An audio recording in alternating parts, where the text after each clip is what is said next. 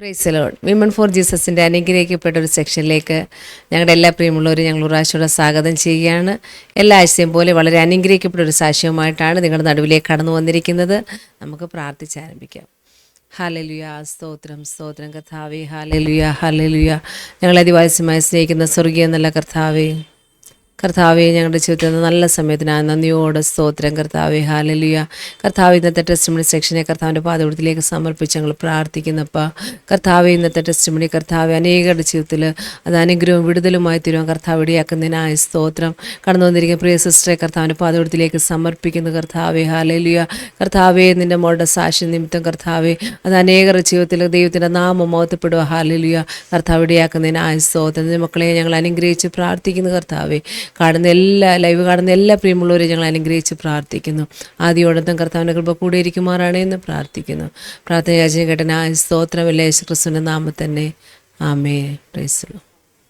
ഇന്ന് നമ്മളോടൊപ്പം തൻ്റെ അനുഭവങ്ങൾ പങ്കുവെക്കാൻ എത്തിയിരിക്കുന്നത് മുംബൈയിൽ തന്നെ അമർനാഥ് എന്ന സ്ഥലത്ത് നിന്ന് പ്രിയ സിസ്റ്റർ എൽസി വർഗീസാണ്. പ്രിയ കർത്താവിൻ്റെ ദാസി ഞങ്ങൾ സ്നേഹത്തോടെ നമ്മുടെ സെക്ഷനിലേക്ക് സ്വാഗതം ചെയ്തു. Welcome sister. ഇപ്പോൾ ലൈവിലാണേ. Praise Lord. Praise Lord. മുംബൈയിൽ നിന്ന് തന്നെ ജോയിൻ ചെയ്തിരിക്കുന്നില്ലയോ? അതെ അതെ. Amarnath. Ambernath. Okay okay. Ambernath. Ambernath. Okay. അന്നേരം നമ്മുടെ പ്രേക്ഷകർക്ക് വേണ്ടി ഒന്ന് പരിചയപ്പെടുത്താം. ഇവിടെ വീട്ടിൽ ആരൊക്കെയുണ്ട്, നാട്ടിലെവിടെ ജനിച്ചു വളർന്നേ, അതൊക്കെ ഒന്ന് പരിചയപ്പെടുത്താം. ഓക്കെ. എന്റെ പേര് എൽസി വർഗീസ്. ഞാൻ ജനിച്ചതും വളർന്നതും കേരളത്തില് കൊല്ലം ജില്ലയില് ഒരു ചെറിയ ഗ്രാമപ്രദേശമായ വിളക്കുപാറ എന്ന് പറയുന്ന സ്ഥലത്താ. എന്റെ മാതാവും പിതാവും പിന്നെ ഞങ്ങൾ 5 സഹോദരങ്ങളാ, 3 സഹോദരിമാരും ഒരു സഹോദരനും. പിന്നെ എന്റെ husband pastor PC Varghese. Kottayam ജില്ലയിൽ ഈരാറ്റുപേട്ടയില് തീക്കോയി എന്ന സ്ഥലത്താ വീട്. ഞങ്ങൾക്ക് 3 മക്കളുണ്ട് ദൈവകൃപയാല്. ഇതൊക്കെയാണ്. അതെ, നമ്മൾ രണ്ടുപേരും ഏകദേശം ഒരു അടുത്തടുത്ത സ്ഥലത്തില്ലേ അല്ലേ? അതെ. കേക്കാമോ? കേക്കാം. അല്ല, ഞാൻ പറയുന്നത് നമ്മള് ഏകദേശം അടുത്ത സ്ഥലങ്ങളിലാണ് ജനിച്ചു അത് വളർന്നത്. പാസ്റ്ററിന്റെ പാസ്റ്ററുള്ള സെക്ഷനുകളില് റാന്നിയിലുള്ളവരെന്ന് പറയുമ്പോ പാസ്റ്ററിന് ഭയങ്കര സന്തോഷമാ. എന്ന് പറഞ്ഞാല് അതെ, പുനലൂർ എന്ന് പറയുമ്പോ എനിക്ക് സന്തോഷം. സന്തോഷങ്ങളുണ്ട്. അതെ അതെ, തീർച്ചയായും. കരവാളൂര് പുനലൂർ ആ സന്തോഷം കൂടെ നമുക്കുണ്ട്. തീർച്ചയായും അത് നമ്മുടെ അടുത്ത സ്ഥലങ്ങളാണല്ലോ. കരവാളൂരെല്ലാം അടുത്ത സ്ഥലങ്ങളിലാണ്. ഓക്കെ. ഇവിടെ കർത്താവിൻ്റെ വിലയേറിയ സിസ്റ്റർഷിയോട് അനുബന്ധിച്ച് ഇവിടെ കുടുംബമായിട്ടായിരിക്കുന്നു പ്രിയ സിസ്റ്റർ. അന്നേരം നമുക്കിനി സാക്ഷ്യം കേൾക്കാം. തുടക്കം മുതൽ കേൾക്കാം. എല്ലാം സിസ്റ്റർക്ക് പറയാം. ഓക്കെ. ദൈവത്തിന് സ്തോത്രം, ദൈവനാമത്തിന് മഹത്വം ഉണ്ടാകട്ടെ. ആസാദി TV ത്രൂയില് പാസ്റ്റർ ഫിന്നി പാസ്റ്ററും സാൻഡി സിസ്റ്റർ നിങ്ങളുടെ ഫാമിലി ആയിട്ട് നടത്തുന്ന ഈ ചാനൽ വഴി പാപത്തിലും ശാപത്തിലും അമർന്ന് കഴിഞ്ഞിരുന്ന എന്നെയും എന്റെ കുടുംബത്തെയും വീണ്ടെടുത്ത് എന്റെ രക്ഷിതാവിന്റെ നാമത്തെ ഉയർത്താൻ എന്റെ ജീവിതത്തിൽ ലഭിച്ച ഈ മഹാഭാഗ്യത്തിനായി സ്തുതിക്കുന്ന സ്തോത്രം ചെയ്യുന്നു. ഞാൻ ജനിച്ചതും വളർന്നതും ഒരു കാത്തലിക് ഫാമിലിയിലായിരുന്നു. മലങ്കര സിറിയൻ കാത്തലിക് വിളക്കുപാറ എന്ന് പറഞ്ഞ സ്ഥലത്ത് ഈ അഞ്ചൽ ഡയോസിസിന്റെ ഇതില് നല്ലൊരു ഭക്തിയോടെ തന്നെയാണ് വളർത്തിയത് മാതാവും പിതാവും. എന്റെ മാതാവ് സ്പെഷ്യൽ അതെനിക്ക് മെൻഷൻ ചെയ്യണം. ഒരു മാർത്തമ്മ വീട്ടിൽ ജനിച്ചു വളർന്നതാ. കത്തോലിക്കയിലായിട്ട് വിവാഹം കഴിച്ചു പോയത്. അതുകൊണ്ട് ഭയങ്കര പ്രാർത്ഥിക്കുന്ന ഒരു അമ്മ. അത് ഞാൻ എന്റെ ചെറുപ്പം മുതൽ ഞാൻ ഏത് രാത്രിയിൽ ഉണർന്നാലും എനിക്ക് ഓർമ്മയായ സമയം മുതൽ രാത്രിയും പകലും എല്ലാം ഒരു ചെറിയ തുണിയും തലയിലിട്ടും കൊണ്ട് സ്തോത്രം ചെയ്യുന്നതും പ്രാർത്ഥിക്കുന്നതും പാടുന്നതും അമ്മയെ ഞാൻ കണ്ടിട്ടുള്ളൂ. അത് കണ്ടാ വളർന്നത്. കത്തോലിക് വിശ്വാസത്തിലായിരുന്നെങ്കിലും എവരിഡേ വചനം വായിക്കുകയും പ്രാർത്ഥിക്കുകയും അങ്ങനെ ആ ഒരു അന്തരീക്ഷത്തിലാ വളർന്നേ. ദൈവത്തെ ആഴമായിട്ട് അങ്ങനെ അറിഞ്ഞല്ല എങ്കിലും ദൈവത്തിലുള്ള വിശ്വാസത്തില മാതാപിതാക്കൾ കാണിച്ചു തന്ന ആ വഴിയിൽ അപ്രകാരം ഒരു വിശ്വാസത്തിനും സൺഡേ സ്കൂൾ പഠിക്കാനും പഠിപ്പിക്കാനും അങ്ങനെയൊക്കെ ആ ഒരു എക്സ്പീരിയൻസിലാണ് വളർന്നു വന്നത്. അപ്പോൾ ഞാൻ എന്റെ സഹോദരങ്ങളിൽ അത് എന്റെ പിതാവ് പല സ്ഥലങ്ങളിലൊക്കെ മാറി ഇങ്ങനെ താമസിച്ചൊക്കെ, കാരണം എന്റെ സഹോദരിമാർക്കൊന്നും വിദ്യാഭ്യാസം അങ്ങനെ കണ്ടിന്യൂ ചെയ്യാനും കംപ്ലീറ്റ് ചെയ്യാനൊന്നും അവസരം ലഭിച്ചില്ല. പക്ഷേ എനിക്ക് എന്റെ സഹോദരനും വിദ്യാഭ്യാസത്തിനുള്ള അവസരം ദൈവം തുറന്നു തന്നു. അത് ദൈവത്തിന്റെ വലിയൊരു പ്ലാൻ പദ്ധതിയായിരുന്നു. എനിക്ക് ലാംഗ്വേജിന്റെ നോളജൊക്കെ തരേണ്ടത് ദൈവത്തിന്റെ പ്ലാൻ ആയിരുന്നു എന്ന് ഞാൻ ഇപ്പൊ മനസ്സിലാക്കുന്നു. ആ സമയം ഈ ഓരോ ടൈമുകളിലും ഞാൻ പഠിച്ചത് ഒരു മലയാളം മീഡിയം സ്കൂളിലാണ് 10th സ്റ്റാൻഡേർഡ് വരെയും വില്ലേജിൽ തന്നെ. എന്റെ LPS വിദ്യാഭ്യാസം വിളക്കുപാറ എന്ന് പറഞ്ഞ ചെറിയ ഗ്രാമത്തിൽ തന്നെ അവിടുത്തെ ഒരു LP സ്കൂളിലായിരുന്നു. 5, 6, 7 എന്റെ എഡ്യൂക്കേഷൻ ഐലറ സ്കൂളിലായിരുന്നു. അതിനുശേഷം ഹൈസ്കൂള് ഇളവറാങ്കുഴി മാതാ ഹൈസ്കൂൾ MHS വിളക്ക് പറയുന്ന പേര് ഇളവറാങ്കുഴി എന്ന് പറയുന്ന സ്ഥലത്ത് അവിടെയായിരുന്നു. അപ്പൊ ഈ 3 സ്ഥലങ്ങളിലായിട്ടാ കംപ്ലീറ്റ് ചെയ്തത്. കാരണം ആ വില്ലേജുകളിലൊക്കെ ജീവിച്ച സിസ്റ്ററിനൊക്കെ അറിയാം, അന്നത്തെ ആ സിറ്റുവേഷനൊക്കെ അങ്ങനെയായിരുന്നു. അപ്പൊ ഒരുപാട് ഒരു ഉൾഗ്രാമമാണ് വിളക്കുപാറ എന്ന് പറയുന്നത്. ഇപ്പോഴും വലിയ ഡെവലപ്മെന്റ് ഒന്നും വന്നിട്ടില്ല അവിടെ.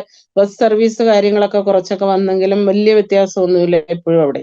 അവിടെ ആ സ്ഥലത്ത് ഞാൻ പഠിക്കുമ്പോൾ എന്റെ ആ വിദ്യാഭ്യാസത്തെ കുറിച്ചും ദൈവം എന്നോട് ചെയ്തിരുന്ന കരുണയെ കുറിച്ചും പറയാനാണ് ഞാൻ ഈ പറയുന്നത്. എന്റെ പിതാവിന് അല്പം വിദ്യാഭ്യാസം ഉണ്ടായിരുന്നു, എന്നാലും ഇംഗ്ലീഷിൽ നോളജ് ഒന്നും ഇല്ലായിരുന്നു. ട്യൂഷന് കാര്യങ്ങൾക്ക് അങ്ങനെ വിടാനൊന്നും അത്ര ഫിനാൻസ് ബാക്ക്ഗ്രൗണ്ട് ഒന്നും ഉള്ള വീട്ടിലല്ല ഞാൻ ജനിച്ചു വളർന്നത്. പക്ഷേങ്കിൽ ഞാന് ഇംഗ്ലീഷ്, ഹിന്ദി, മാത്സ് ഈ 3 സബ്ജക്റ്റിൽ ടോപ്പറായിട്ടാണ് എല്ലാ ക്ലാസ്സിലും വന്നത്. കാരണം എന്റെ കഴിവ് ഒന്നുമല്ല, ദൈവത്തിന്റെ ഒരു കരുണ എന്റെ കൂടെ ഉണ്ടായിരുന്നു.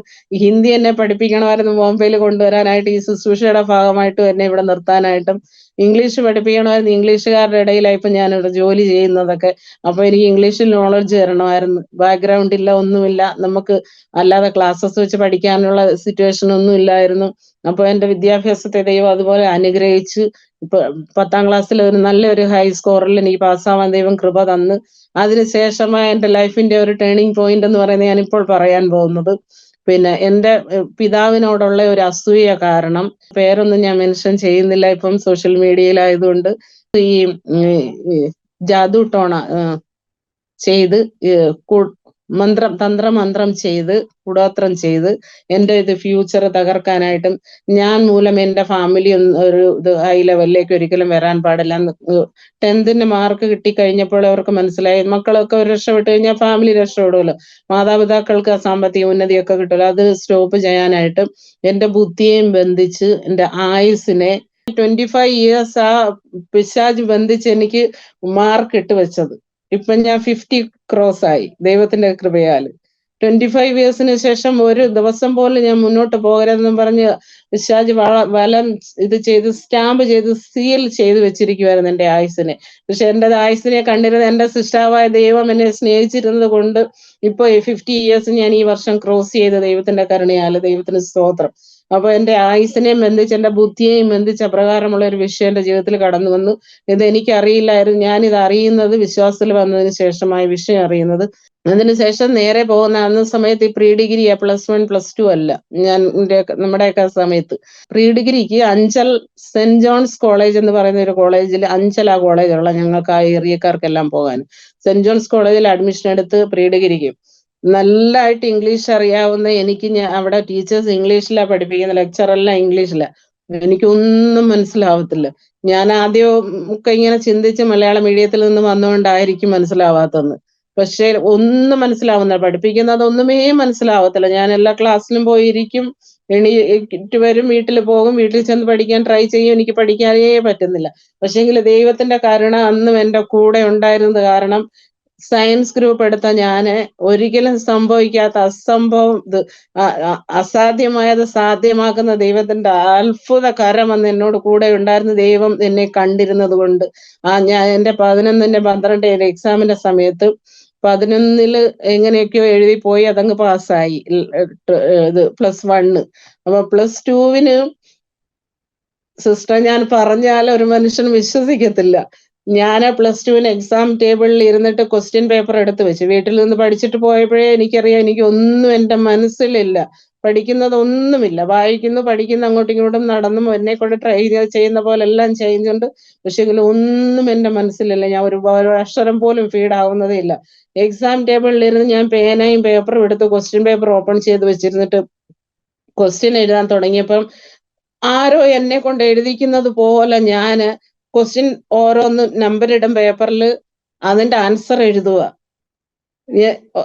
ഒരു മനുഷ്യർക്ക് ലോകത്തിൽ വിശ്വസിക്കാൻ പറ്റില്ല. ഞാൻ ചില കുഞ്ഞുങ്ങളുടെയൊക്കെ ഇത് കേട്ടിട്ടുണ്ട് ടെസ്റ്റ് മണി. പക്ഷേങ്കിൽ അന്ന് കാലത്ത് ഞാൻ അനുഭവിച്ചത്, ഞാൻ വിശ്വാസത്തിലൊന്നും അല്ലെന്ന് കൂട്ടിക്കോണം ആ സമയത്ത്. എന്നാലും ദൈവം കണ്ടിരുന്ന ഒരു വ്യക്തിക്ക് വേണ്ടി ദൈവം മുന്നമേ, അമ്മയുടെ ഉദരത്തിൽ നിന്നേ ഞാൻ നിന്നെ കണ്ടെന്നരുളിയ വചനപ്രകാരം ദൈവം എന്നെ സഹായിച്ച് സയൻസ് ഗ്രൂപ്പ് എടുത്ത ഞാൻ +2 അത്യാവശ്യം നല്ല മാർക്കോടുകൂടി പാസ്സായി. അതിനുശേഷം സെന്റ് ജോസഫ് ഹോസ്പിറ്റൽ, ആ മിഷൻ ഹോസ്പിറ്റൽ തന്നെ കാത്തലിക്കിന്റെ ഇതിൽ ത്രൂവിലുള്ള ഹോസ്പിറ്റലാണ് സെന്റ് ജോസഫ്സ് ഹോസ്പിറ്റൽ. ഒരുവിധം വലിയ ഹോസ്പിറ്റൽ, അഞ്ചൽ ടൗണിലുള്ള ആ ഹോസ്പിറ്റലിൽ തന്നെ എനിക്ക് നേഴ്സിംഗ് പഠിക്കാൻ അവസരം ദൈവം തന്നു. അവിടെ നല്ല മാർക്കോടുകൂടി പാസ്സാവാൻ ദൈവം എനിക്ക് അവസരം തന്നു. അവിടെ നേഴ്സിംഗ് പഠിച്ചിറങ്ങി. അതിനുശേഷം 1-2 വർഷം അവിടെ ലോക്കലായിട്ട് തന്നെ ജോലി ചെയ്ത്, അതിനുശേഷം സാധാരണ നമ്മളെല്ലാം ഒരു മലയാളി ഒരു നഴ്സുമാർക്കുള്ള പ്ലാനും സ്വപ്നവും പോലെ തന്നെ ഞാൻ ബോംബെയിലേക്ക് വണ്ടി കയറി ബോംബെയിൽ വന്ന് 96-ൽ എന്നെ ബോംബെയിൽ കൊണ്ടുവരുന്നത് എൻ്റെ ഒരു ചേച്ചിയുടെ ഹസ്ബൻഡിന്റെ ചേട്ടനും ഫാമിലി ഇവിടെ വിക്രോളി എന്ന് പറയുന്ന സ്ഥലത്ത് അവിടെയായിരുന്നു താമസിക്കുന്നത്. അപ്പൊ ആ ചേട്ടന്റെ ആ ത്രൂവില് എന്നെ ഇവിടെ ബോംബെയിൽ കൊണ്ടുവന്നു സൈനിൽ ഒരു പ്രൈവറ്റ് ഹോസ്പിറ്റലിൽ എനിക്കൊരു ജോലി മേടിച്ചു തന്ന്. വന്നതിന്റെ മെയിൻ ഉദ്ദേശം എന്ന് പറഞ്ഞാൽ ഗൾഫിൽ പോവുക, കുടുംബം രക്ഷപ്പെടുത്തുക, ആ സ്വപ്നത്തോടുകൂടി കടന്നു വന്നു. ഇവിടെ വന്ന് എനിക്ക് തോന്നുന്നു എനിക്കൊരു 3 മാസത്തിനുള്ളിൽ തന്നെ ഞാൻ ഫസ്റ്റ് ഇന്റർവ്യൂ അറ്റൻഡ് ചെയ്തതിൽ തന്നെ കുവൈറ്റ് മിനിസ്ട്രിക്കുള്ള സെലക്ഷൻ കിട്ടി. എല്ലാ കാര്യങ്ങളും ഓക്കെ ആയി. അതുവരെ എല്ലാം ക്ലിയർ ആയി. മെഡിക്കലിൽ അൺഫിറ്റ് എന്നും പറഞ്ഞൊരു റിപ്പോർട്ടിങ് വന്നു. അപ്പൊ മെഡിക്കലിൽ അൺഫിറ്റ് എന്തോ ഹെപ്പറ്റൈറ്റിസ് ബി പോസിറ്റീവ്, HBsAg എന്ന് പറഞ്ഞ ഇതില്ലേ ബ്ലഡിലേത് ജോണ്ടിസ്, അത് പോസിറ്റീവ്. ആ പോസിറ്റീവ് ഉള്ളവർക്ക് ഗൾഫ് കൺട്രിയിൽ പോകാൻ പറ്റത്തില്ല. അപ്പൊ അൺഫിറ്റ് എന്നും പറഞ്ഞ് എഴുതി വന്ന് എന്റെ സ്വപ്നമെല്ലാം അവിടെ അങ്ങ് തകർന്നു. അപ്പൊ ഞാൻ ഭയങ്കരമായിട്ട് എനിക്ക് ആ ഹോസ്പിറ്റലിൽ വെച്ച് പിന്നെ എനിക്കങ്ങ് ഈ ഭയങ്കര സ്ട്രെസ് ആയിട്ട് എന്തോ ഇത് നെഞ്ചുവേദന പോലെയൊക്കെ ഫീൽ ചെയ്ത് ഡിപ്രഷൻ പോലെയൊക്കെ ഞാനങ്ങ് പോയി. എന്നിട്ട് അവരെനിക്ക് ഈ ഉറങ്ങാനുള്ള ഇഞ്ചക്ഷൻ തന്നു. ഞങ്ങളുടെ ഹോസ്പിറ്റലിൽ തന്നെ, ഞാൻ ഹോസ്റ്റലിലായിരുന്നല്ലോ താമസിക്കുന്നത്. ഇഞ്ചക്ഷനൊക്കെ തന്നെ അവര് അവിടെ തന്നെ കിടത്തുവാൻ എൻ്റെ ഫ്രണ്ട്സ് തന്നെ. ആ ഒരു പ്രാവശ്യം എനിക്ക് എടുത്ത ഇഞ്ചക്ഷൻ എനിക്ക് റിയാക്ഷൻ ആയിട്ട് എൻ്റെ ഈ മുഖമെല്ലാം ഒരു സൈഡിലോട്ട് കോടിയിട്ട് പെട്ടെന്ന് അവര് ഹോസ്പിറ്റലിൽ തന്നെ സയൺ ഹോസ്പിറ്റലിൽ കൊണ്ടുപോയി. കാരണം ആ വലിയ പ്രതീക്ഷയോടെ ഇരുന്നിട്ട് ആ ഒരു ഏജിൽ, കാരണം ഇപ്പോഴത്തെ കണ്ടീഷൻ ആണെങ്കിൽ നമ്മൾ ദൈവത്തിലെ ആശ്രയിക്കും എന്ത് വന്നാലും. നമുക്ക് ആ ഒരു വിശ്വാസമുണ്ട് മുറുകെ പിടിക്കാനുള്ള.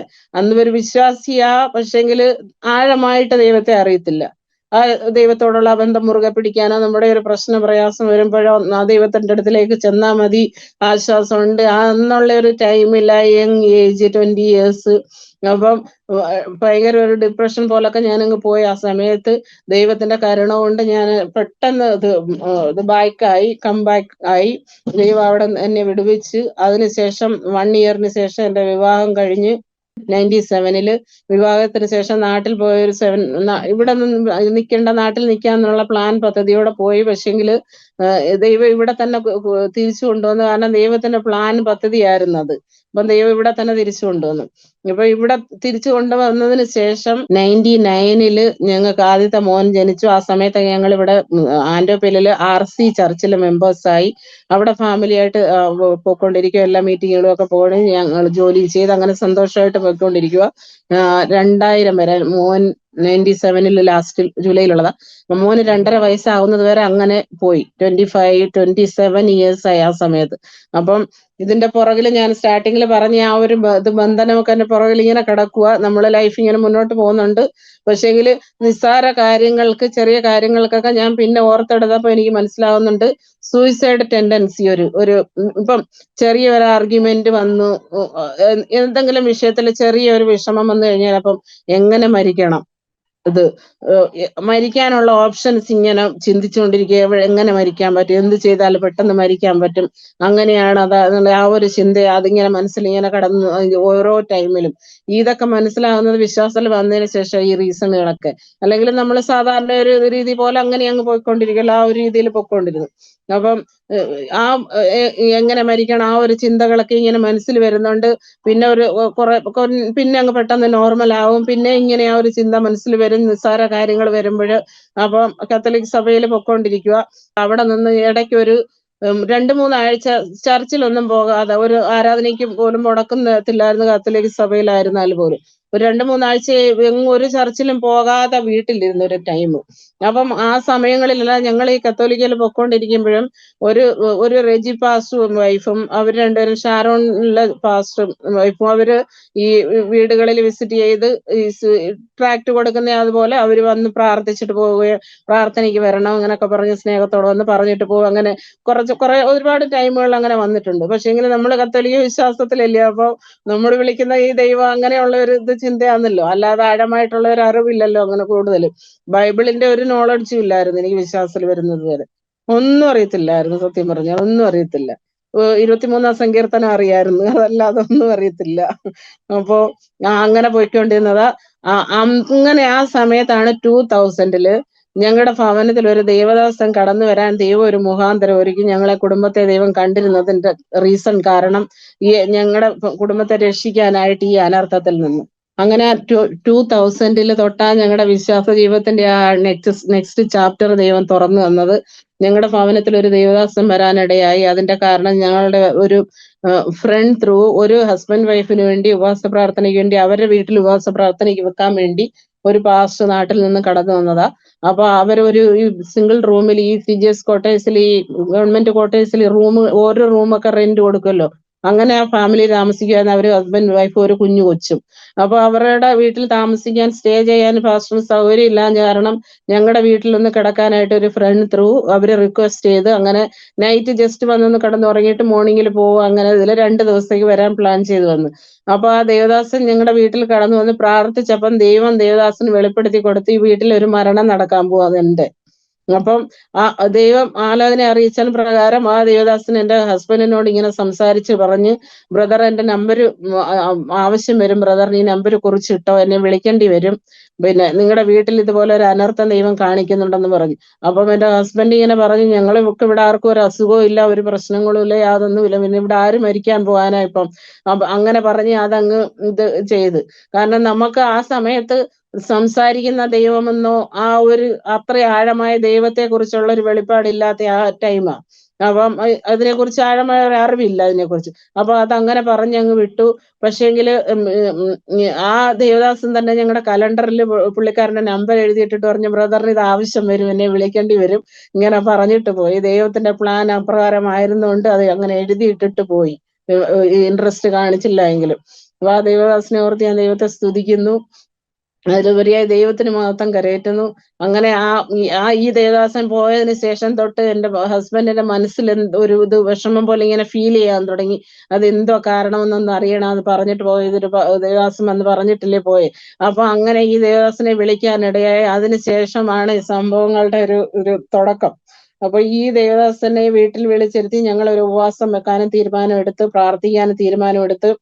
പെട്ടെന്ന് ഒരു സ്റ്റെപ്പ് ബൈ സ്റ്റെപ്പ് ആരോടും, ഒരു ബന്ധുക്കാരോടോ മാതാപിതാക്കളോടോ ആരോടും അന്വേഷിക്കാനോ സംസാരിക്കാനോ പറയാനോ യാതൊന്നും ചിന്തിക്കാനുള്ള സമയം ദൈവം തരാതെ അതുപോലെ പെട്ടെന്ന് ദൈവം ഒരു ഡിസിഷൻ ഞങ്ങളെ കൊണ്ടങ്ങ് എടുപ്പിക്കുക.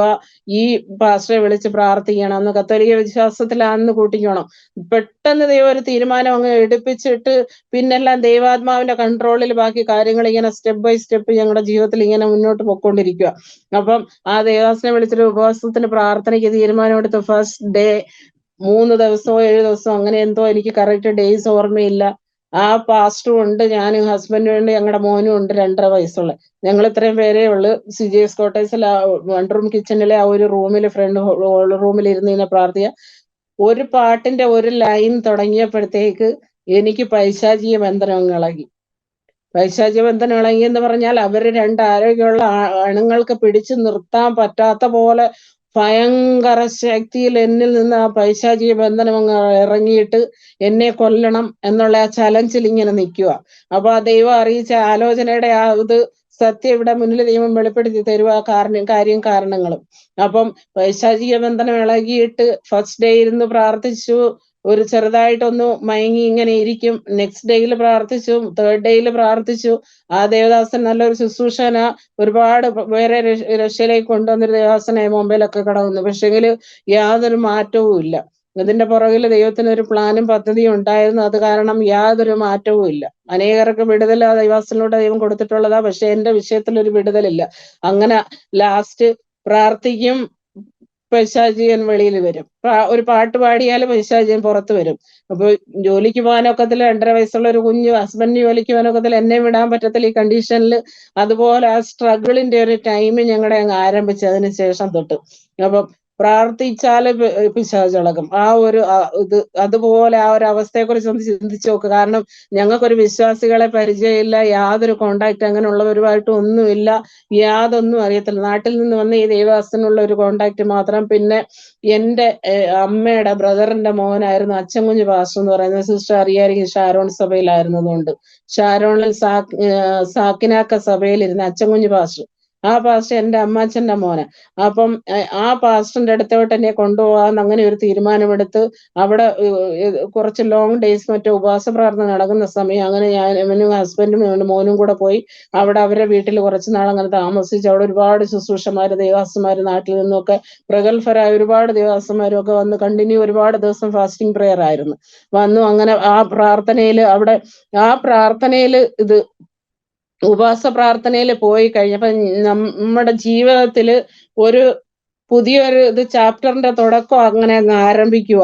കാരണം ആ പ്രാർത്ഥനയിൽ ഇറങ്ങുന്ന ആ ദൈവശക്തിയിലുള്ള ആ ഒരു പ്രകാശം എന്തോ പറയേണ്ടതെന്ന് അറിയത്തില്ല. അത് ഉപവാസത്തിലെ പ്രാർത്ഥനയിൽ ഇരിക്കുമ്പോൾ ആ ദൈവത്തിന്റെ ആ ഒരു കൃപയും തേജസ്സും ഇറങ്ങുന്ന ആ ഒരു ഇതുണ്ടല്ലോ, ഭയങ്കരമായിട്ട് പെട്ടെന്ന് ദൈവം ഞങ്ങളുടെ ഉള്ളിൽ അങ്ങ് വലിയൊരു മാറ്റം തന്ന് ഈ ദൈവത്തെ അറിഞ്ഞ് അനുസരിച്ച് നീ ജീവിക്കണമെന്നുള്ള ഒരു തീരുമാനം കൂടുതലും ഹസ്ബൻഡിന്റെ ഉള്ളിലാണ് കൊടുക്കുന്നത്. കാരണം എനിക്ക് ഈ വിഷയം ഇങ്ങനെയുള്ളതുകൊണ്ട്. എന്നാലും എനിക്ക് ഫീൽ നോർമൽ ആകുന്ന സമയങ്ങളിൽ എനിക്ക് അറിയാൻ പറ്റും ആ സമയങ്ങളിലുള്ള ഇപ്പോഴത്തെ പോലെ എനിക്ക് ഓർമ്മയുണ്ടത്. ഭയങ്കര ഒരു വെളിച്ചമോ നമ്മള് ഒരു ഇരുട്ട് മുറി, ലൈറ്റ് ഇല്ലാത്ത ഒരു 4 സൈഡും ക്ലോസ് ചെയ്തിരിക്കുന്ന ഒരു മുറിയിൽ നിന്ന് പുറത്തിറങ്ങുമ്പോൾ ആ ഒരു വെട്ടം എങ്ങനെയാ അതുപോലെ ആ ഒരു വെട്ടം, അത് ദൈവത്തിന്റെ ആ ഒരു തേജസ് ശരിക്കും ഞങ്ങൾ ആ ഫീൽ ചെയ്യാൻ തുടങ്ങിയ സമയം ആ സമയങ്ങളിലൊക്കെ. അങ്ങനെ അവിടുത്തെ ഉപവാസ പ്രാർത്ഥന തീർന്ന് ആ ദേവദാസന്മാര് തന്നെ പറഞ്ഞു എനിക്ക് വിടുതലായെന്ന് പറഞ്ഞിട്ട്, പക്ഷെങ്കിൽ എനിക്ക് വിടുതലായിട്ടില്ലായിരുന്നു പറഞ്ഞ് ആ എന്റെ അമ്മാച്ചന്റെ മോൻ തന്നെയായിരുന്നു ഞങ്ങളെ സ്നാനപ്പെടുത്തിയ എന്നെ എന്റെ ഹസ്ബൻഡിനെ. അന്നൊരു 5-6 പേര് സ്നാനപ്പെട്ടു. ആ കൂട്ടത്തിൽ എന്റെ ബ്രദറും സ്നാനപ്പെട്ടു. ആ സമയത്ത് വിക്രോളി ചർച്ച് ഓഫ് ഗോഡിന്റെ ആ സ്നാനക്കുളത്തിലാണ് ഞങ്ങൾ സ്നാനമേറ്റതൊക്കെ. അപ്പൊ ആ സ്നാനപ്പെട്ടു. ഞങ്ങൾ തിരിച്ച് ഇങ്ങനെ ആൻഡോപ്പിൽ ഭവനത്തിലേക്ക് മടങ്ങിപ്പോയി. അവിടുന്ന് അവിടെ നിന്ന് ഞങ്ങൾ വീട് മാറാൻ ഒരു തീരുമാനം എടുത്ത് അങ്ങനെ ഞങ്ങള് ദിവ എന്ന് പറഞ്ഞ സ്ഥലത്ത് മാറി. ഡോംബിലി ഇത് കല്യാൺ ഡോംബിലി ആ ഏരിയയിൽ വരും ദിവ സ്റ്റേഷൻ. ദിവ എന്ന് പറഞ്ഞ ആ സ്ഥലത്ത് പോയി ഒരു 5-6 months താമസിച്ച്. അപ്പൊ ആ സമയത്ത് ഞാൻ എന്റെ 2ാമത്തെ മോനെ പ്രഗ്നന്റ് ആയി.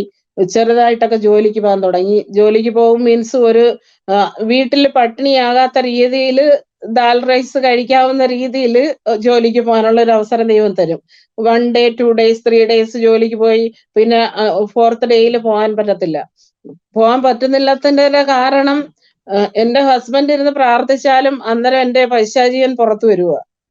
ഞങ്ങള് വിടുതൽ കിട്ടി എന്നുള്ള ഇതിൽ സന്തോഷിച്ചിരിക്കും. ആ സ്നാനം ഒക്കെ കഴിഞ്ഞ ശേഷം കുറച്ച് ദിവസം അപ്പൊ പ്രാർത്ഥിക്കും, ഈ വിഷയം ഇളകി വരും. അപ്പം 2 പേർക്കും ജോലിക്ക് പോകാനും പറ്റത്തില്ല.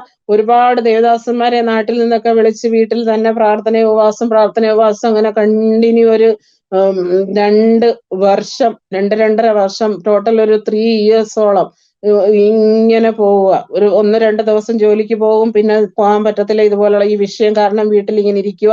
ഈ കൊച്ചിനെ ഇട്ടിട്ട് ഹസ്ബൻഡിനെ എന്നെ ഇട്ടിട്ട് പോകാൻ പറ്റത്തില്ല. കാരണം ഈ പൈശാചിങ്ങനെ ഇളകുമ്പോൾ ചലഞ്ച് ചെയ്യുന്നത് എന്റെ ജീവൻ വേണം, കൊച്ചിനെ കൊല്ലും. ഈ 2 ഇതിൽ ചലഞ്ചിലിരിക്കുക. അപ്പൊ ഹസ്ബൻഡിന് എന്നെ ഇട്ടിട്ട് ജോലിക്ക് പോകാനും പറ്റത്തില്ല. വേറെ നമുക്ക് അങ്ങനെ റിലേറ്റീവ്സും അങ്ങനെ ആരും ഇല്ല. ചർച്ചിന്റെ അടുത്തല്ല താമസിക്കുന്നത്, ദിവായിലാ താമസിക്കുന്നത്. ദിവായിൽ നിന്ന് ഞങ്ങള് സാക്കിനാക്ക ചർച്ചിൽ പോയിരുന്നു സൺഡേ ആരാധനയ്ക്ക്.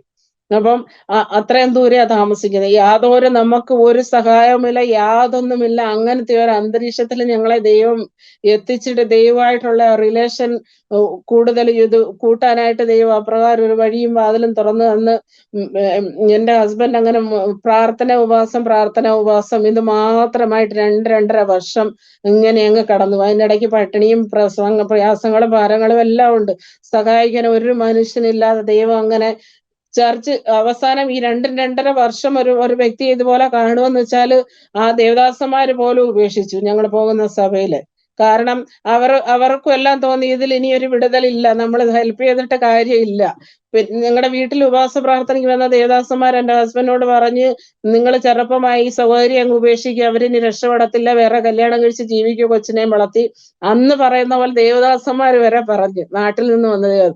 അതുപോലെ ഇത് കണ്ട് മടുത്തു, എല്ലാവരും അങ്ങ് മടുത്തു. ആ സമയത്ത് ദൈവത്തിന്റെ പ്രവൃത്തി വെളിപ്പെടുന്നത് ഞങ്ങൾക്ക് വേണ്ടി. ആ സമയത്ത് എന്റെ ഹസ്ബൻഡ് ഉപവാസത്തിലും പ്രാർത്ഥനയിലും ഇരുന്ന് ഒരു തീരുമാനമെടുത്ത് ഈ വിടുതൽ കണ്ടിട്ട് എഴുന്നേൽക്കും എന്നുള്ള ഇതിൽ ഒരു തീരുമാനമെടുത്ത് ഞങ്ങൾ ആ സമയമായപ്പോഴത്തേക്കും ബാണ്ടൂപ്പ് എന്ന് പറഞ്ഞ സ്ഥലത്തേക്ക് മൂവ് ചെയ്ത്, ബാണ്ടൂപ്പ് ഷാരോൺ സഭയിലായിരുന്നു ഞങ്ങൾ പൊക്കോണ്ടിരുന്നത്. അവിടുത്തെ വിശ്വാസിയായിട്ട് ഷാരോൺ സഭയിലെ ഒരു ബിലീവറായ ഒരു അമ്മമ്മയുടെ ഒക്കെ വീടിന്റെ മുകളിലത്തെ നിലയിൽ ഞങ്ങൾ താമസിച്ചുകൊണ്ടിരിക്കുക. അവിടെ ഇങ്ങനെ ഉപവാസിച്ച് പ്രാർത്ഥിച്ചിരുന്നപ്പോഴത്തേക്ക് ഹസ്ബൻഡ് ഒരു തീരുമാനം ദൈവസേനയിൽ എടുത്ത് പറഞ്ഞ്, ദൈവമേ ഇതിൽ വിടുതൽ തന്നേ മതിയാവത്തുള്ളൂ, മടുത്തു, സഹിച്ചു, ഇനി വയ്യ എന്നും പറഞ്ഞ് ഇങ്ങനെ കണ്ണടച്ചിരുന്ന് ഉപവാസത്തോടെ പ്രാർത്ഥനയോടെ ഇരിക്കുക. പ്രാർത്ഥിക്കും, എനിക്ക് പൈശാചി ബന്ധനം ഇളകും. അപ്പൊ വേറെ ആരുമില്ല, ഞങ്ങൾ 3 പേര് മാത്രമേ ഉള്ള ആ റൂമിൽ. അങ്ങനെ ഹസ്ബൻഡ് ഒരു ദൈവസേനയിൽ ഒരു തീരുമാനമെടുത്ത്, ദൈവമേ എന്റെ വൈഫ് കണ്ണ് തുറന്ന് ദൈവത്തെ സ്തുതിക്കുന്നത് കണ്ടിട്ടേ ഞാൻ ഇനി കണ്ണ് തുറക്കുന്നുള്ളൂ, ഞാൻ പ്രാർത്ഥനയിൽ ഇരിക്കുക എന്നും പറഞ്ഞ് ഇങ്ങനെ ഇരുന്ന് ലോങ് 1 hour മറ്റോ സമയം കടന്നു, കറക്റ്റ് ടൈം എനിക്ക് ഓർമ്മയില്ല. അത്രയും ലോങ് ടൈമിൽ ഇരുന്നിട്ട് ഒരു അനക്കവും ഇല്ല, ഞാനിങ്ങനെ മയങ്ങി കിടക്കുക, ഫ്ലോറിൽ കിടക്കുക. അപ്പം അത്രയും ഒരു 1 hour 1.5 hours ശേഷം പെട്ടെന്ന് ഹല്ലേലൂയ എന്ന് പറയുന്ന സൗണ്ട് കേട്ടോണ്ട് ഹസ്ബൻഡ് കണ്ണ് തുറന്നപ്പോൾ ഞാൻ മുട്ടിലിരുന്ന് ഹല്ലേലൂയ ദൈവത്തെ സ്തുതിക്കുക.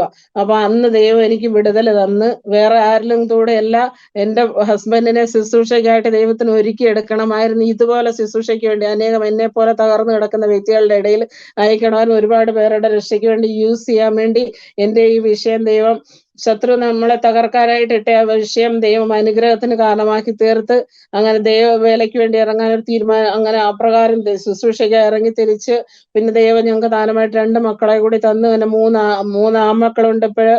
പിന്നെ ഈ അമ്പർനാഥില് ഞങ്ങള് അവിടെ ശുശ്രൂഷ ഇതായിട്ട് ഒരു സഹോദരിയുടെ വിടുതലിന്റെ ഭാഗമായിട്ടാണ് ഞങ്ങൾ ഇവിടെ കടന്നു വന്നത്. ഒരു പരിചയമില്ലാത്ത സ്ഥലമായിരുന്നു, നമ്മൾ സൈനിൽ താമസിച്ചുകൊണ്ടിരിക്കുവായിരുന്നു. ദൈവം ഈ ഏരിയയിൽ ഞങ്ങളെ കൂട്ടിക്കൊണ്ടുവന്ന് ഇവിടെ ഒരു സഭ ആരംഭിച്ച് ഹിന്ദി ശുശ്രൂഷ. എന്റെ ഹസ്ബൻഡ് ഹിന്ദിയുടെ ABCD അറിയത്തില്ല.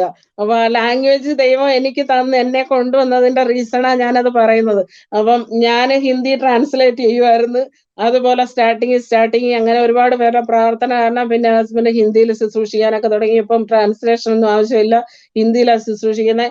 അനേകരെ ദൈവനാമത്തിന് വേണ്ടി നേടുവാൻ ദൈവം സഹായിച്ചുകൊണ്ടിരിക്കുന്ന ഈ ഇത്രയും വർഷങ്ങളായിട്ട്. പിന്നെ അതുപോലെ ദൈവം ചെയ്ത ചില അത്ഭുത പ്രവർത്തികൾ കൂടി ഞാൻ ഇതിന്റെ കൂടെ പറയാം. ഇതാണ് ഞങ്ങളുടെ ജീവിതത്തിന്റെ സാക്ഷ്യം.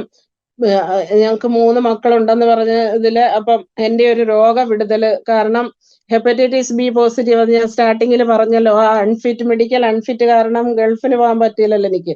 അപ്പം ഈ ഞങ്ങളെ മാണ്ടുമ്പോ എനിക്ക് ആ വിടുതൽ കിട്ടിയ ആ റൂമിൽ തന്നെ ഞങ്ങൾ താമസിക്കണം. അവിടെ താമസിക്കുന്ന അമ്മമ്മയുടെ അനിയത്തി ഒരു ലാബ് ടെക്നീഷ്യനാ. ആ പുള്ളിക്കാരി, ഞങ്ങൾ 3 ദിവസം ഉപവസിക്കാൻ തീരുമാനിച്ച് എന്റെ ഈ രോഗത്തിന് എനിക്ക് വിടുതലിന് വേണ്ടി. അന്നേരത്തേക്ക് നമുക്ക് സത്യം മനസ്സിലായി ഇത് രോഗമല്ല എന്നുള്ളത്. അപ്പൊ ദൈവം നമുക്ക് ആ ഒരു നോളജ് തന്നു തുടങ്ങി. ഈ പ്രശ്നങ്ങളെ കുറിച്ചും ഒക്കെ ബൈബിളിൽ അറിവ് തന്നുകൊണ്ടിരിക്കുമ്പോൾ നമുക്ക് ഓരോന്ന് അങ്ങനെ ഇത് പഠിപ്പിച്ചു തുടങ്ങി ദൈവം കാര്യങ്ങളെല്ലാം. അപ്പൊ ഈ ഉപവാസത്താലും പ്രാർത്ഥനയാലും മാറാത്ത ഒന്നുമില്ല എന്നുള്ള ആ വിശ്വാസം ഈ സമയങ്ങളിൽ ദൈവം കൊണ്ടു തന്നു. 3 ദിവസം ഉപവസിക്കാൻ തീരുമാനമെടുത്ത് ഈ ഹെപ്പറ്റൈറ്റിസ് B ഇത് മാറാനായിട്ട് ബ്ലഡിൽ നിന്നും. അപ്പം ഫസ്റ്റ് ഡേയില് ഉപവാസത്തിന് ഇരുന്നപ്പോ ആ സഹോദരി ലാബിൽ പോയപ്പോ എന്റെ ബ്ലഡ് കൊണ്ടുപോയി വൈകുന്നേരം പറഞ്ഞ് പോസിറ്റീവാ. സെക്കൻഡ് ഡേയിലും എന്റെ ബ്ലഡ് കൊണ്ടുപോയി പോസിറ്റീവാ. തേർഡ് ഡേയിൽ എന്റെ ബ്ലഡ് കൊണ്ടുപോയിട്ട് വൈകുന്നേരം നെഗറ്റീവ് റിപ്പോർട്ടും കൊണ്ടാണ് വന്നത്. അപ്പൊ എന്റെ ഈ പ്രഗ്നൻസിയിലൊക്കെ ട്രീറ്റ് ചെയ്ത ഡോക്ടറെ ഞാൻ ഈ റിപ്പോർട്ട് കൊണ്ട് കാണിച്ചിട്ട് ആ ഡോക്ടർ വിശ്വസിക്കത്തില്ല, ദിസ് ഈസ് ഇമ്പോസിബിൾ എന്ന് പറഞ്ഞിട്ട്. പക്ഷേങ്കിൽ ദൈവത്തിന്റെ മുന്നിൽ അസാധ്യങ്ങളെ സാധ്യമാക്കുന്ന ദൈവം ആ രോഗത്തിൽ നിന്ന് എനിക്ക് വിടുതൽ തന്നു. ഈ ഒരു വിഷയത്തിൽ വിടുതൽ കിട്ടിയ ഒരു സഹോദരൻ സാക്ഷ്യം പറഞ്ഞിട്ടുണ്ട്, ഇത് നമ്മുടെ ആസാദിയിൽ തന്നെ, ഞാനത് കേട്ടായിരുന്നു. ഇതിപ്പോ 2ാമത്തെ എന്റെ സാക്ഷ്യമായിരിക്കും ഇത്, വേറെ ആരുടെ ഞാൻ കേട്ടിട്ടില്ല. അപ്പൊ ഇതുപോലെ അസാധ്യമായിട്ടുള്ള ഒരുപാട് വിടുതലുകൾ കണ്ട് ഓരോ നിമിഷവും സ്വർഗത്തിൽ നിന്ന് ദൈവം ഇറങ്ങി അത്ഭുതം ചെയ്ത് ഓരോ ദിവസവും നടന്നത്. അതുപോലെ സാക്ഷ്യം പറയാനുണ്ട്. എനിക്കൊരു 5 hours പറയാനുണ്ട് സാക്ഷ്യം ഞങ്ങളുടെ ഈ വിശ്വാസ ജീവിതത്തിലുള്ള. അതുപോലെ ഒരു 2-3 കാര്യങ്ങൾ കൂടെ പറഞ്ഞിട്ട് ഞാൻ നിർത്തിക്കൊള്ളാം. അപ്പൊ സമയമുണ്ടല്ലോ, 10 minutes കൂടെ ഉണ്ടല്ലോ. സമയമുണ്ട്, എടുത്തു. ഞാൻ പറഞ്ഞില്ലേ 8:55 വരെ എടുത്തു, കുഴപ്പമില്ല. ഓക്കെ, കുഴപ്പമില്ല. അപ്പൊ ഇത് പിന്നെ എന്റെ ഈ രണ്ടാമത്തെ മോന്റെ ഡെലിവറി സമയത്ത് അതാ ഒരു വലിയൊരു സാക്ഷിയെ പറയാനുള്ളത്. അപ്പം രണ്ടാമത്തെ മോനെ പ്രഗ്നന്റ് ആയിരിക്കുമ്പോൾ ഡെലിവറി ഞങ്ങൾ ആക്ച്വലി ഇവിടെ ആക്കാനായിരുന്നു പ്ലാൻ ചെയ്തിരുന്നത്. പിന്നെ ഈ 7ാം മാസം ആയപ്പോഴത്തേക്ക് നമ്മുടെ മനസ്സിലൊരു കൺഫ്യൂഷൻ കൊണ്ടിട്ട് 9th മന്ത് ആയെന്ന്. 7 മന്ത് ആയിട്ടേ ഉള്ളൂ ആ സമയത്ത്. അപ്പൊ 9 മന്ത് ആയെങ്കിൽ എന്നാ നാട്ടിൽ പോകാൻ ഡെലിവറിക്കെന്നും പറഞ്ഞുകൊണ്ട് ഞങ്ങൾ നാട്ടിൽ പോയി. പുനലൂര് ദീൻ ഹോസ്പിറ്റലായിരുന്നു ഇത്. എന്റെ 3ഉം സിസേറിയൻ ആയിരുന്നു. അപ്പം ഒന്ന് മൂത്ത മോന്റെ ഇവിടെ മാഹീമിലായിരുന്നു, രണ്ടാമത്തെ പുനലൂർ ദീൻ ഹോസ്പിറ്റല്, മൂന്നാമത്തെ DY പാട്ടീൽ ഹോസ്പിറ്റൽ നെറൂളിൽ മൂന്നാമത്തെ മോന്റെ. അപ്പം ഈ രണ്ടാമത്തെ മോന്റെ ഡെലിവറിക്ക് നാട്ടിൽ ചെന്നപ്പോൾ പിന്നെ ഈ ഞങ്ങൾ ആ വിശ്വാസത്തിൽ വന്ന സമയമായിരുന്നില്ല. എന്റെ ഈ പ്രശ്നങ്ങളിൽ ത്രൂ ഒക്കെ കടന്നു പോകുന്ന ആ സമയമായിരുന്നു. കൂടുതൽ സമയങ്ങളിൽ ഉപവാസവും കാര്യങ്ങളും ഒക്കെ ആയിരുന്നു പ്രഗ്നന്റ് ആയിരുന്നപ്പോഴായാലും. അപ്പം കൊച്ചിന് ഒട്ടും വെയിറ്റ് ഇല്ല, ഗ്രോത്ത് ഇല്ലായിരുന്നു. അപ്പൊ അവിടെ ചെന്ന് കഴിഞ്ഞപ്പോൾ ഡോക്ടർ ഈ ബേബി വെയിറ്റ് കൂടാനായിട്ട് എന്തൊക്കെ IV ഡ്രിപ്പും കാര്യങ്ങളും ഒക്കെ എനിക്ക് തന്ന് അങ്ങനെ 2.7 kg വരെ ആക്കി. 2 പോലും ഇല്ലായിരുന്നു അവർ നോക്കിയപ്പോഴത്തേക്ക്. അപ്പൊ പെട്ടെന്ന് 2.7 വരെ അങ്ങനെ വെയിറ്റ് ആക്കി. ആ സമയത്ത് ഈ പിശാചിങ്ങനെ വെല്ലുവിളിച്ചിരിക്കുക, എന്റെ ജീവൻ കൊണ്ടേ പോകത്തുള്ളൂ. ആ ചലഞ്ച് ഇങ്ങനെ ഇരിക്കുവാന്നല്ലോ, എന്റെ ജീവനും കൊണ്ടേ പോകത്തുള്ളൂ. പിന്നെ ഈ ഹസ്ബൻഡ് ശുശ്രൂഷയ്ക്ക് ഇറങ്ങിയെന്ന് പറഞ്ഞ ഈ പൈശാചിക ബന്ധനത്തിൽ നിന്നും ആളുകളെ ഒരുപാട് പേര് വിടുവിക്കപ്പെടുക. അപ്പം ആ ഒരു ചലഞ്ച് നിങ്ങളെ ഫാമിലി ടൈമിലൊക്കെ പറഞ്ഞിട്ടുള്ള സാക്ഷ്യമായിട്ട് ഒരുപാട് സാക്ഷ്യം ബന്ധമുണ്ട് ഞങ്ങളുടെ ഫാമിലിയിൽ. ഞാനത് കാണുമ്പോഴെല്ലാം ഇത് എപ്പോഴും ചിന്തിക്കും. ഒരുപാട് സാക്ഷിയുടെ സിസ്റ്റർ ശ്വാസം മുട്ടിന്റെ ആ ഒരു വിഷയങ്ങളൊക്കെ ഇല്ലേ, എവിടെയെങ്കിലും ശുശ്രൂഷ ചെയ്യാൻ പോകുന്ന സമയം എനിക്ക് പ്രശ്നങ്ങള് അല്ലെങ്കിൽ എന്തെങ്കിലും ഇതുപോലുള്ള വിഷയങ്ങൾ, അത് അങ്ങനെയുള്ള ഒരു ഇതുണ്ട്. എല്ലാവരും വിശ്വാസികളും വിശ്വസിക്കുമെന്ന് എനിക്ക് അറിയത്തില്ല. ഞാനിത് സോഷ്യൽ മീഡിയയിൽ പറയുമ്പോൾ അനുഭവം ഉള്ളവർ പറയുന്നത് സത്യം. അപ്പോ അങ്ങനെയുള്ള വിഷയങ്ങളുണ്ട്. അപ്പം ഈ ചലഞ്ച് ഇങ്ങനെ ഇരിക്കുക, ഈ അനേകരെ ദൈവനാമ ഭാഗത്ത് കൊണ്ടുവന്നുകൊണ്ടിരിക്കുമ്പോൾ ഈ ചലഞ്ചുമായിട്ട് ശത്രു പുറത്ത് നിൽക്കുക, എവിടെ എന്ത് ചെയ്യണം, അറ്റാക്ക് ചെയ്യണം എന്നുള്ള പ്രതീക്ഷയിൽ ഇങ്ങനെ കാത്തിരിക്കുക. അപ്പം എന്റെ ഡെലിവറി സിസേറിയൻ ടൈമില് പുനലൂർ ദീൻ ഹോസ്പിറ്റലില് 2003 December 1 എന്റെ രണ്ടാമത്തെ മോന്റെ ഡേറ്റ് ഓഫ് ബർത്ത്. ആ December 31 അവിടെ അഡ്മിറ്റ് ആയി. December 1 ഒരു ഉച്ചയ്ക്ക് ഓപ്പറേഷൻ തിയേറ്ററിൽ കയറ്റിയ എന്നെ സിസേറിയൻ കഴിഞ്ഞ് കൊച്ചിനെ എടുത്ത് വെളിയിൽ കൊണ്ടുവന്നു. ഓപ്പറേഷൻ തിയേറ്ററിൽ കയറ്റിയ എന്നെ അവേഴ്സ് കഴിഞ്ഞതിന് ശേഷമാണ് പുറത്ത് കൊണ്ടുവരുന്നത്. കാരണം ഓപ്പറേഷൻ തിയേറ്ററിൽ ഞാൻ മരിച്ചു. സിസേറിയന്റെ ആ ടൈമിൽ ഞാൻ മരിച്ചു. ഞാൻ എന്നിട്ട് അന്നേരം കാണുന്നത്, പക്ഷേങ്കിൽ ആ സമയത്ത് എനിക്ക് ഈ ബൈബിളിലെ സ്വർഗത്തെ കുറിച്ചും ഒക്കെ ഉള്ള റെവലേഷൻ, എനിക്ക് ഒരുപാട് അതിനെക്കുറിച്ച് നോളജ് ഇല്ലായിരുന്നു ആ സമയം, അറിവില്ലായിരുന്നു. ഒത്തിരി ബൈബിളൊക്കെ ഇങ്ങനെ പഠിച്ചു വരുന്നതേ ഉള്ളായിരുന്നു ആ സമയങ്ങളിൽ. അപ്പം എനിക്ക് അധികം അറിയത്തില്ലായിരുന്നു. പിന്നീട് പലരുടെ സാക്ഷ്യങ്ങളൊക്കെ കേട്ട് അത് ബുക്സ് ഒക്കെ ഞാൻ ഇങ്ങനെ വായിക്കാൻ തുടങ്ങിയപ്പോഴാണ് എനിക്ക് ആ സ്വർഗത്തിന്റെ ദർശനം കാണുന്നവരെയും മരിച്ചിട്ട് ആത്മാവ് പോയി ഇങ്ങനെ കണ്ടിട്ട് തിരിച്ചു വരുന്ന അതിനെക്കുറിച്ചുള്ള നോളജ് ഇല്ലായിരുന്നു, അറിയില്ലായിരുന്നു എനിക്ക് അതിനെക്കുറിച്ച്. എന്നാലും ഞാൻ ഇപ്പൊ ഇവിടെ ഇരുന്ന് കാണുന്നത് പോലെ, ഇപ്പൊ ഈ മൊബൈലിൽ സ്ക്രീനിൽ കാണുന്നെന്ന് പറഞ്ഞ പോലെ എനിക്ക് ഓർമ്മയുണ്ട് കുറച്ച് കാര്യങ്ങൾ. അപ്പൊ ആ സിസറിൻ ടേബിളിൽ ഞാൻ മരിച്ചു, എന്റെ ജീവൻ ആത്മാവ് അവിടെ നിന്ന് പോയി, ബോഡി മാത്രമേ അവിടെ ടേബിളിലുള്ളൂ. അവര് വെയിറ്റ് ചെയ്യുക, എന്ത് ചെയ്യണമെന്നറിയാതെ ഡോക്ടറും ടീമും. അപ്പം എന്റെ ആത്മാവിനെ ഞാൻ കാണുന്നത് ഈ വെള്ള വസ്ത്രം ധരിച്ച 2 പേരും ഒരു ട്രോളിയിൽ, നമ്മൾ ഹോസ്പിറ്റലിൽ ട്രോളിയിൽ പുഷ് ചെയ്ത് കൊണ്ടുപോകത്തില്ലേ ആളുകളെ, എന്ന് പറഞ്ഞ പോലെ ഫ്രണ്ടിലും ബാക്കിലുമായിട്ട് 2 പേര് എന്നെ ഇങ്ങനെ പുഷ് ചെയ്ത് കൊണ്ടുപോവുക. ട്രോളി തള്ളി ഇങ്ങനെ കൊണ്ടുപോകുന്ന വഴി നമ്മൾ ഈ കാണുന്ന ഈ റെവലേഷനിലുള്ള ഇതില്ലേ, സ്വർഗത്തിന്റെ ആ ഇത് വഴി, ഇത് എന്താ പറയുന്നതിന്, ചമക് തിളങ്ങുന്ന സോറി ഷൈനിങ് ആയിട്ടുള്ള ആ ഒരു ഇതില്ലേ, ത്രൂ ഫുൾ വൈറ്റ്, ഈ എമറാൾഡ്, ഈ വജ്രം തിളങ്ങുന്ന ആ ഒരു പോലെ സ്വർണ്ണ താഴത്തെ വീതിയാണോ?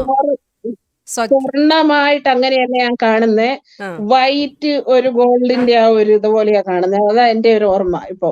അപ്പം അതുപോലെ ആ വീതിയിലൂടെ പിന്നെ പ്രൈസ് ലോർഡ് ഫാസ്റ്റർ. സിസ്റ്ററെ കണ്ടിന്യൂ ചെയ്തു. ഓക്കെ.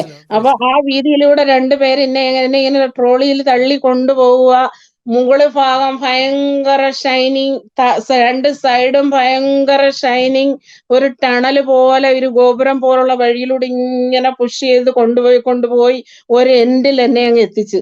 ആ എൻഡിൽ എത്തിയെടുത്ത് ഞാനിങ്ങനെ കാണുന്നത് വൈറ്റ് ഡ്രസ്സ് ഇട്ട ആളുകൾ ഇങ്ങനെ ഇരുന്ന് ദൈവത്തെ ആരാധിക്കുന്ന ഒരു ഭയങ്കര ഒരു ഗ്രൂപ്പ്. ആ ഒരു ഗ്രൂപ്പ് വരെ ഞാൻ കണ്ടതായിട്ട് എനിക്ക് ഓർമ്മയുണ്ട്. അതിനുശേഷം ഞാൻ കാണുന്ന നെക്സ്റ്റ് പാട്ടെന്ന് വെച്ചാല് എന്റെ ഹസ്ബൻഡും അതുപോലെ ആരൊക്കെയോ റിലേറ്റീവ്സ് ഇരുന്ന് ഡിസ്കസ് ചെയ്യുക, എപ്പോഴും സംഭവിച്ചു, എന്ത് പറ്റി, അങ്ങനെ മരണത്തെ കുറിച്ച് ഡിസ്കസ് ചെയ്യുക, എന്റെ മരണത്തെ കുറിച്ച് ഡിസ്കസ് ചെയ്യുക. അപ്പൊ അത് ഞാൻ കണ്ടു. അത് ഇത്രയും കാര്യങ്ങളെ എനിക്ക് ഓർമ്മയുള്ളൂ, ബാക്കി ഓർമ്മയില്ല. ഒരു ലോങ് ടൈം ഉണ്ടായിരുന്നു എനിക്ക് ആ വിഷൻ സ്വർഗത്തെ കുറിച്ചുള്ള, പക്ഷേ എനിക്ക് കറക്റ്റ് ഓർമ്മയില്ല. ഇത്രയും കാര്യങ്ങൾ ആ പളപളപ്പുള്ള ആ വീതിയിലൂടെ എന്നെ ഇങ്ങനെ രണ്ടുപേരെ കൊണ്ടുപോകുന്നതും ആ ഒരു എൻഡിൽ ചെന്ന് കഴിയുമ്പോൾ ആ ഗോപുരത്തിലൂടെ ഇങ്ങനെ ഡാർക്ക് ഇത് ടണലിലൂടെ പോകുന്നതൊക്കെ എനിക്ക് എപ്പോഴും എന്റെ ഐസിൽ എനിക്കത് ഫീൽ ചെയ്യാൻ പറ്റും. അതിൽ കൊണ്ടുപോയി ആരാധിക്കുന്ന ഒരു കൂട്ടത്തെ ഇങ്ങനെ കാണുന്നു ഞാൻ ലെഫ്റ്റ് റൈറ്റ് ഇങ്ങനെ. അതിനുശേഷം ഇവിടെ ഇങ്ങനെ ഡിസ്കസ് ചെയ്യുന്നു. അത്രയും കാര്യം മാത്രമേ എനിക്ക് ഓർമ്മയുള്ളൂ. പിന്നെ ഫ്യൂ അവേഴ്സിന് ശേഷം എന്നെ ഓപ്പറേഷൻ തിയേറ്ററിൽ നിന്ന് ഷിഫ്റ്റ് ചെയ്തു, കുഴപ്പമൊന്നുമില്ലാതെ. അപ്പൊ അതിന്റെ കൂടുതൽ ആ ഡീറ്റെയിൽ എനിക്ക് അങ്ങനെ അറിയത്തില്ല. പിന്നെ വേറെ ഒരു സംഭവം, ഇങ്ങനെ മരണത്തിൽ നിന്ന് ദൈവം എന്നെ വിടുവിച്ചത്, ഞങ്ങള് ദിവായില് 5 മിനിറ്റ് കൊണ്ട് നിർത്തിക്കോളാം. ദിവായില് താമസിക്കുമ്പോഴ് ഈ ഞാന് ജോലിക്ക് പോവുക, ഇത് ബ്രീച്ച് കാൻഡി ഹോസ്പിറ്റലിൽ എനിക്ക് ജോലിക്ക് പോകണം. അപ്പം ഡോംബിവിലി സ്റ്റേഷനിൽ നിന്നാകുമ്പോൾ ഫാസ്റ്റ് ട്രെയിനിന് പെട്ടെന്ന് ദാദറിൽ എത്തിയിട്ട് ചേഞ്ച് ചെയ്ത് പോകാൻ പറ്റും. അപ്പം ഞാനിങ്ങനെ ദിവായിൽ നിന്ന് വാക്കിംഗ് ഡിസ്റ്റൻസ് ഉള്ള ഞങ്ങൾ താമസിക്കുന്ന സ്ഥലം. ദിവാ സ്റ്റേഷനിൽ നിന്ന് നടന്ന് അവിടെ ഈ പത്രി ഇത് റെയിൽവേ ഇതില്ലേ ഇത് ട്രാക്ക് ക്രോസ് ചെയ്ത ആളുകൾ ഇപ്പുറത്തോട്ട് വരുന്നത്. അപ്പം ഞാന് അവിടെയുള്ള ഈ ബാജി കച്ചവടക്കാരും എല്ലാം രണ്ട് സൈഡിൽ ഒരുപാട് പേര് സഹോദരിമാരൊക്കെ ഇരിപ്പുണ്ട്, വിൽപ്പനക്കാരെല്ലാം ഉണ്ട്. ദിവായിലൂടെ പോകുന്നവർക്കറിയാം. ഇപ്പൊ അവിടെ ഒരു പുതിയ ബ്രിഡ്ജ് കൂടെ വന്നിട്ടുണ്ട്, അതുകൊണ്ട് അവിടെ ഉണ്ടോ എന്നുള്ള എനിക്കറിയില്ല. ഇത് 19 years ബിഫോർ ഉള്ള സംഭവം, 20 years. അപ്പം ഞാനിങ്ങനെ നൈറ്റ് ഡ്യൂട്ടിക്ക് പോകാനായിട്ട് ധൃതി പിടിച്ച സമയത്തിന് എത്താൻ ധൃതി പിടിച്ച് ഓടുക. ആ സമയത്ത് ഞാൻ 6 months 5 months പ്രഗ്നന്റ്, എന്റെ രണ്ടാമത്തെ മോനെ. ആ വിശ്വാസത്തിൽ വന്ന ആ ഒരു ഞങ്ങളുടെ ആ ഒരു ടെസ്റ്റിംഗ് പീരീഡിന്റെ ആ ഒരു ടൈമാ അത്. അപ്പൊ ആ സ്ട്രഗിളിന്റെ പീരീഡിന്റെ ആ ടൈമാ. അപ്പൊ ഞാൻ ഓടി ഇങ്ങനെ വന്ന് 1 2 3 നമ്പർ 3 പ്ലാറ്റ്ഫോമില് ഡബിൾ സ്പീഡില് ഈ ഫാസ്റ്റ് ട്രെയിൻ കടന്നു പോകും, അവിടെ സ്റ്റോപ്പ് ഇല്ലാത്തത്. 1ഉം 2ലും സ്ലോ ട്രെയിൻ നിർത്തുന്ന ഒന്ന് 1, ഈ 2 CSTക്ക് പോകുന്ന ലോക്കല്.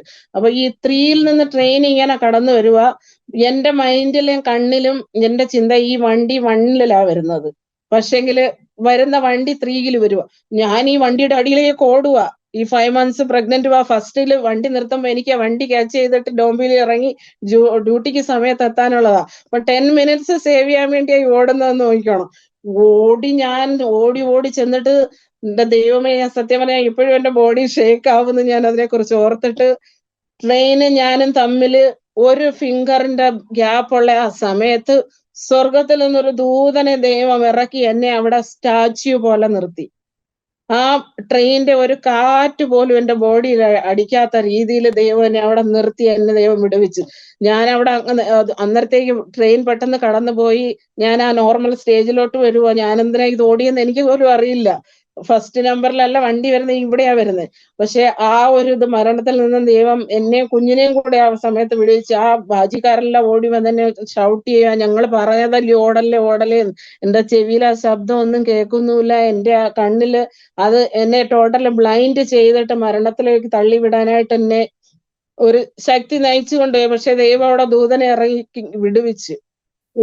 ഇതുപോലെ പറയാൻ ഒരു മരണത്തിൽ നിന്ന് വിടുവിച്ച ഒരു സംഭവം കൂടെ പറയാം ഞാൻ. എന്റെ മൂത്ത മോനെ, അത് അവൻ ഇപ്പോൾ 25 years ഉണ്ട്. അവൻ 13 years ഉള്ള സമയം ഞങ്ങൾ ഇവിടെ ഒരു 40 days ഫാസ്റ്റിംഗ് പ്രെയർ ആയിരുന്നു അമ്പർനാഥിൽ ചർച്ചിൽ തന്നെ. ആ 40 daysന്റെ ഫാസ്റ്റിംഗ് പ്രെയർ കഴിഞ്ഞു. ഒരു ട്യൂസ്ഡേയില് വെനസ്ഡേ തേഴ്സ്ഡേക്ക് ശേഷം സാധാ നോർമൽ നടക്കുന്ന പോലെ ഫ്രൈഡേ ഉപവാസ പ്രാർത്ഥന നടക്കുക. മോർണിംഗിൽ ചെറിയവര് രണ്ടുപേരും ഇത് സ്കൂളിൽ പോയിരിക്കുക. അവര് ഇവനെക്കാട്ടി കുറച്ച് താഴെ ആയതുകൊണ്ട് മോർണിംഗിൽ മൂത്താള് പോവും. അവൻ വരുന്ന സമയമാകുമ്പോ ആഫ്റ്റർനൂണിലാണ് ഇവർ രണ്ടുപേരും പോകുന്നത്. അവരുടെ ടൈം ആഫ്റ്റർനൂൺ ടൈമാ. അപ്പം ഈ ചെറിയവര് രണ്ടുപേരും സ്കൂളിലോട്ട് പോകാൻ റിക്ഷ കയറാൻ റോഡിൽ നിൽക്കുന്ന കണ്ടുകൊണ്ട് മൂത്ത ആള് സൈക്കിളിൽ വന്നിട്ട് പിന്നെ അവരെ ഇങ്ങനെ കൈപൊക്കി കാണിച്ച് കയ്യിൽ നിന്ന് സൈക്കിളിന്റെ ബാലൻസ് അങ്ങ് പോയി. ഒരു ശകലം സ്റ്റൈല് കാണിച്ചത് അനിയന്മാരുടെ മുന്നിൽ ഒരു കൈ വിട്ടിട്ട്. ആ സൈക്കിളിന്റെ ബാലൻസ് ഇങ്ങനെ പോയിട്ട് ഒരു വണ്ടി സൈക്കിൾ ഇങ്ങനെ ചരിഞ്ഞ് എന്നിട്ട് അവിടെ ഒരു ഒ ഈ വല്യ ഈ ഒരു ഭിത്തിയുടെ ഒരു ഇതില് കമ്പ പോലുള്ള അതില് ചെന്ന് അവന് നെഞ്ചിടിച്ചിട്ട് അവിടെ വീണ് അവൻ മരിച്ചു 13ാമത്തെ വയസ്സില്. പക്ഷേങ്കില് അതിന്റെ ഒരു ഞങ്ങളുടെ ഈ ഉപവാസം കംപ്ലീറ്റ് ചെയ്തതിന്റെ 40 ഡേയ്സ് ഫാസ്റ്റിംഗ് കഴിഞ്ഞതിന്റെ 3ാമത്തെ ദിവസം ഇതൊന്ന് കൂട്ടിക്കോണം. ട്യൂസ്ഡേയിൽ ഉപവാസ പ്രാർത്ഥന കഴിഞ്ഞു, വെനസ്ഡേ, തേഴ്സ്ഡേ കഴിഞ്ഞു, ഫ്രൈഡേ ആയി ഈ സംഭവം. ആ ഫാസ്റ്റിംഗ് സമയത്ത് ഒരുപാട് പേര് സ്നാനപ്പെട്ടു ഇവിടെ ചർച്ചില്. അപ്പൊ അവരുടെ കൂട്ടത്തിൽ മോന് അന്ന് 13 ഇയേഴ്സേ ഉള്ളൂ. അവൻ ഭയങ്കര നിർബന്ധം എനിക്ക് സ്നാനപ്പെടണമെന്ന്. അപ്പൊ ഞങ്ങള് പറഞ്ഞു കുറച്ചുകൂടെ കഴിഞ്ഞിട്ട് ഇപ്പോഴേ ചെയ്യണ്ട. അവൻ നിർബന്ധം പിടിച്ച് സ്നാനപ്പെട്ടു. ആ ഗ്രൂപ്പിന്റെ കൂട്ടത്തിൽ തന്നെ. പക്ഷേങ്കില് അതിനുശേഷം ഈ മരിച്ചുപോയ അവനെ എന്റെ ഹസ്ബൻഡ് ഞങ്ങള് പ്രാർത്ഥനയിൽ ഇരിക്കുക, ഞാൻ പ്രാർത്ഥിച്ചുകൊണ്ടിരിക്കുക. ഹസ്ബൻഡിനോട് അടുത്തുള്ള ഒരു മറാഠി സഹോദരി പറഞ്ഞു, ഫാദർ ജൽദിയാവോ എന്നും പറഞ്ഞിട്ട് പെട്ടെന്ന് വണ്ടി എടുത്തോണ്ട് പോവാ, മോനിങ്ങനെ സീരിയസ് ആ, പെട്ടെന്ന് വണ്ടിയും കൊണ്ട് പോയി ഹോസ്പിറ്റലിലോട്ട് കൊണ്ടുപോകാൻ വേണ്ടി വണ്ടി കൊണ്ടുവന്നു. അപ്പം ഹസ്ബൻഡ് പോയി അവിടെ ചെന്ന് അവിടെ ചുറ്റിനും നിന്നവരെല്ലാം പറഞ്ഞ് ലാസ്റ്റ് ഞങ്ങൾ ഒരു ഡ്രോപ്പ് വെള്ളവും കൊടുത്തു, മോൻ തീർന്നു, ഇനി ഹോസ്പിറ്റലിൽ ഒന്നും കൊണ്ടുപോയിട്ട് കാര്യമില്ല, തീർന്നു. അവിടെ ചുറ്റി നിന്നവരെല്ലാം പറയുക തീർന്നു, ഇനി കൊണ്ടുപോയിട്ട് കാര്യമില്ല, നിങ്ങൾക്ക് വേണേ ഒന്ന് ഹോസ്പിറ്റലിൽ കൊണ്ടുപോകാൻ നിങ്ങളുടെ ഒരു ആശ്വാസത്തിന് വേണ്ടി എന്ന് പറഞ്ഞു. അപ്പം ദൈവത്തിന്റെ ആത്മാവ് ഹസ്ബൻഡിന്റെ ഹൃദയത്തിൽ ഇടപെട്ടിട്ട് പറഞ്ഞ് അവനെ എടുത്ത് ആ വണ്ടിയിൽ എടുത്ത് കിടത്തി നമ്മുടെ ചർച്ചിൽ കൊണ്ടുവന്നു. സ്റ്റെപ്പ് കയറി മുകളിലോട്ട് കയറണം. ഇങ്ങനെ കുത്തനെ ഇരിക്കുന്ന സ്റ്റെപ്പ് വീടിന്റെ മുന്നിൽ നിന്ന് നമുക്ക് പ്രൈവറ്റ് ആയിട്ട് ഒരു സ്റ്റെപ്പ് വെച്ചിട്ടുണ്ട് മുകളിലോട്ട് കയറാനായിട്ട് ചർച്ചിൽ. അപ്പൊ ആ സ്റ്റെപ്പ് വഴി അവനെ എടുത്ത് കൊണ്ടുവന്ന് ഒരു 10 പീപ്പിളെ കാണത്തുള്ളൂ ആ ഫ്രൈഡേ മോർണിംഗ് ഫാസ്റ്റിംഗ് വരെ. ഒത്തിരി പേരൊന്നും ഇല്ല ആ സമയത്ത്. ഞങ്ങളെല്ലാരും പ്രാർത്ഥിച്ച് ആരാധിച്ചുകൊണ്ടിരിക്കുന്നിടത്ത് ആ ഫ്രണ്ടിൽ ഇങ്ങനെ പാസ്റ്റേഴ്സ് നിൽക്കുന്ന ആ സ്ഥലത്തിന്റെ അവിടെ ഇങ്ങനെ ലംബമായിട്ട് കൊണ്ട് അവനെ മോനെ കിടത്തിയിട്ട് 1 മിനിറ്റ് പ്രാർത്ഥിച്ചിട്ട് പറഞ്ഞു, ദൈവമേ ഞങ്ങളിപ്പോ 40 ഡേയ്സ് ഉപവാസ പ്രാർത്ഥന കഴിഞ്ഞ് ഒരുപാട് മിറക്കിൾ കണ്ട് എണീറ്റത്, ഭയങ്കര അത്ഭുത വിടുതൽ കണ്ട ആ സമയങ്ങൾ, ഒരുപാട് വിടുതൽ കണ്ട സമയം ആ സമയം കണ്ട് എണീറ്റതേ ഉള്ളു. ദൈവമേ ഇവന്റെ ജീവനെ പിശാച് ആണെങ്കിൽ ദൈവം ഇവനെ ഞങ്ങൾക്ക് തിരിച്ചു തരണം, ദൈവം എടുത്തതാണെങ്കിൽ വേണ്ട എന്ന് പറയും ഒരു സെന്റൻസ് പറഞ്ഞ് പ്രാർത്ഥിച്ച് അവൻ അന്നേരം ചാടി എണീറ്റിരുന്നു. ഒരു പാരസെറ്റാമോൾ പോലും കൊടുത്തില്ല, ഒരു ഡോക്ടറെ അടുത്ത് കൊണ്ടുപോയില്ല. അതുപോലുള്ള മിറക്കിളുകൾ ഒരുപാട് കണ്ടിട്ടുണ്ട്, ഒരുപാട്. ഇന്ന് മിറക്കിള് കണ്ട് ജീവിക്കുന്നു. പാസ്റ്റർ എന്റെ സാക്ഷ്യം കേട്ടില്ല, പിന്നെ ഇത് കാണുമ്പോ മനസ്സിലാവും. ഇതുപോലുള്ള ഓരോ മിറക്കുലസ് ടെസ്റ്റിമണി ഓരോ ദിവസം കണ്ട് ജീവിക്കുന്ന, ദൈവത്തിന്റെ അത്ഭുതം കണ്ട് ജീവിക്കുന്ന ഓരോ ദിവസങ്ങളിലും. ദൈവത്തിൻ്റെ സ്തോത്രം.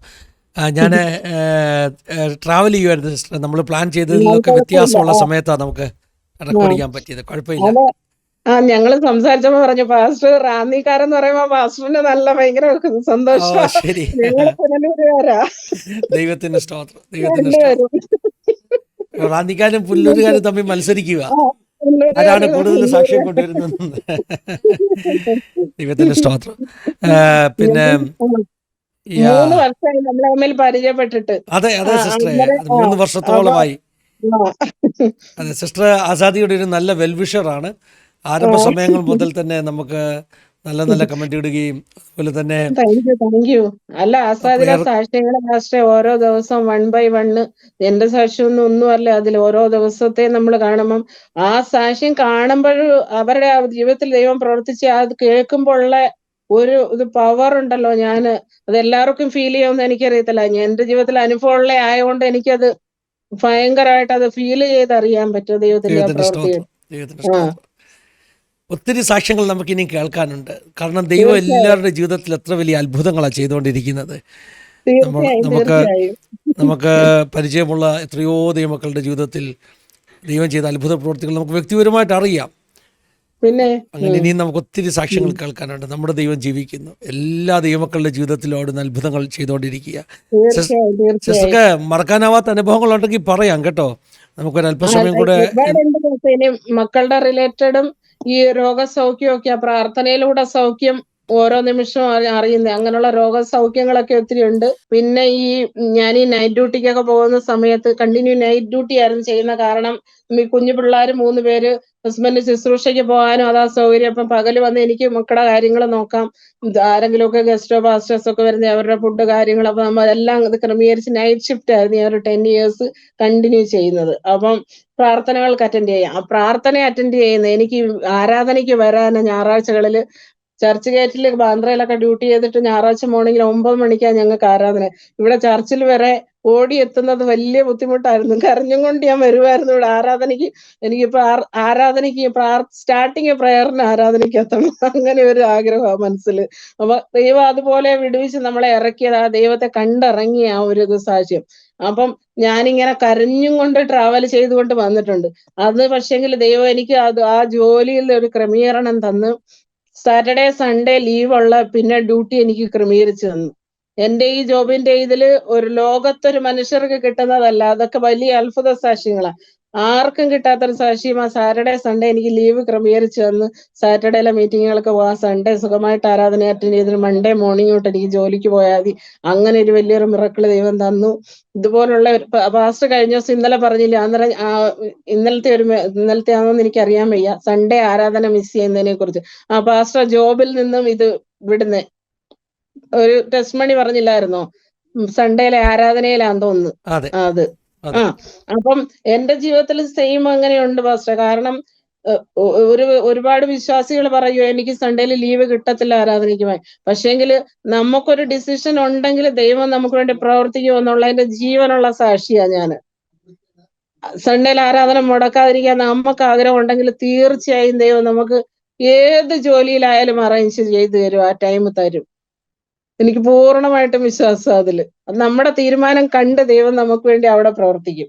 ഓണറിന്റെ ഹൃദയത്തിലോ എവിടെ ജോബ് ചെയ്യുന്നോ എംപ്ലോയർ ആരെ ആയാലും അവിടെ യാതൊരു വലിയ സാക്ഷി എന്റെ ജീവിതത്തിൽ. അതുപോലെ ഈ നൈറ്റ് ഷിഫ്റ്റ് കഴിഞ്ഞിട്ട് വന്നേ, അതാ ഞാൻ പറയാൻ വന്നത്. ചില സമയങ്ങളിൽ എനിക്ക് ഈ 3 സിസേറിയൻ ചെയ്തതാ എന്റെ. അപ്പം അതിന്റെ ഒരു ഇത് സെക്കൻഡ് തേർഡ് ടൈമിന് ശേഷം റെസ്റ്റ് ഒന്നും ചെയ്യാതെ പെട്ടെന്ന് ജോലിക്ക് ഇറങ്ങേണ്ട ഒരു സിറ്റുവേഷൻ ഒക്കെ വന്നായിരുന്നു. അപ്പം നൈറ്റ് ഷിഫ്റ്റ് ഇത് ചെയ്തിട്ട് മോർണിംഗിൽ വരുമ്പോഴേ എനിക്ക് ബെഡിൽ കിടക്കാൻ പറ്റില്ല, നടു ഇത് സ്ട്രെയിറ്റ് ആവത്തില്ല. പിന്നെ ഒരു 1 വീക്കൊക്കെ കണ്ടിന്യൂ കഴിഞ്ഞ് കഴിയുമ്പോൾ ഒരു ദിവസം കൊണ്ട് വീട്ടിൽ ലീവ് ഉണ്ടെങ്കിൽ എനിക്ക് കിടക്കാൻ പറ്റത്തില്ല രാത്രിയിൽ. അതുപോലെ ബാക്ക് സ്ട്രെയിറ്റ് ആവത്തില്ല. എല്ലാവർക്കും കാണുമായിരിക്കും, നൈറ്റൊക്കെ ചെയ്യുന്നവർക്ക് അറിയില്ല എനിക്ക്. പക്ഷേങ്കില് പ്രാർത്ഥനയിൽ ദൈവം എനിക്ക് സെക്കൻഡുകൾ കൊണ്ട് വിടുതൽ തരുമായിരുന്നു. ദൈവം കഴിഞ്ഞാൽ രണ്ടാമത് എനിക്ക് താങ്ക്സ് പറയാനുള്ള എന്റെ ഹസ്ബൻഡിനോടാ എന്റെ വിശ്വാസ ജീവിതത്തില്. എന്റെ ഡോക്ടറും മെന്ററും എല്ലാം ഹസ്ബൻഡ്. ഏത് രോഗത്തിനും കോവിഡ് പോസിറ്റീവായിട്ട് എനിക്ക് കോവിഡ് പോസിറ്റീവായിട്ട് കോവിഡ് പോസിറ്റീവ് ഇവിടുത്തെ മുനിസിപ്പാലിറ്റിയിൽ റിസൾട്ട് ഞാൻ ലണ്ടനിലോട്ട് പോകാൻ വേണ്ടി എന്റെ ജോബ് ലണ്ടനിൽ, അത് പാസ്റ്റർ പിന്നെ കാണുമ്പോൾ മനസ്സിലാവും. അപ്പോഴ് ഞാൻ ലണ്ടനിൽ പോകാനായിട്ട് ഈ കോവിഡ് ടെസ്റ്റ് ചെയ്യേണ്ട ഒരു ടൈം ഉണ്ടായിരുന്നല്ലോ, ഒരു 2 വർഷം മുന്നേ, 2-3 വർഷം. അപ്പം കോവിഡ് ടെസ്റ്റ് കഷ്ടകാലത്തിന് പോയി ചെയ്തത് ഗവൺമെന്റ് ഹോസ്പിറ്റലായിരുന്നു. ആ റിസൾട്ട് വന്നപ്പോ എനിക്ക് പോസിറ്റീവ്. അവര് പെട്ടെന്ന് എനിക്ക് നാളെ ട്രാവൽ ചെയ്യണം ലണ്ടനിലോട്ട്, ഇന്ന് 2 ദിവസം മുന്നേ പോസിറ്റീവായി. അപ്പൊ അവിടെ ഈ ആംബുലൻസ് സർവീസ് ഉണ്ടല്ലോ ഈ രോഗികളെ കൊണ്ടുപോയി പാർപ്പിക്കുന്നേ, അവര് കോള് ചെയ്യുക എന്നെ അവര് കൊണ്ടുപോകാനായിട്ട് വരുവാന്ന് പറഞ്ഞുകൊണ്ട്. അപ്പൊ അവര് കോള് ചെയ്തു. അപ്പം ദൈവം പെട്ടെന്ന് ഒരു സഹോദരികളോട് ഇടപെട്ട് എനിക്ക് പെട്ടെന്ന് ബുദ്ധി തന്നു. ഞാൻ ബോംബെയിൽ എന്റെ ആ ജോബിന്റെ ആ ഫാമിലിയിലോട്ട് കടന്നു പോയി. അപ്പൊ അവിടെ പോവാന്നുള്ള രീതിയിൽ പോയി. അങ്ങനെ പോയി അവിടെ ചെന്നപ്പോഴ് ഇവിടെ പോസിറ്റീവായി പോയി.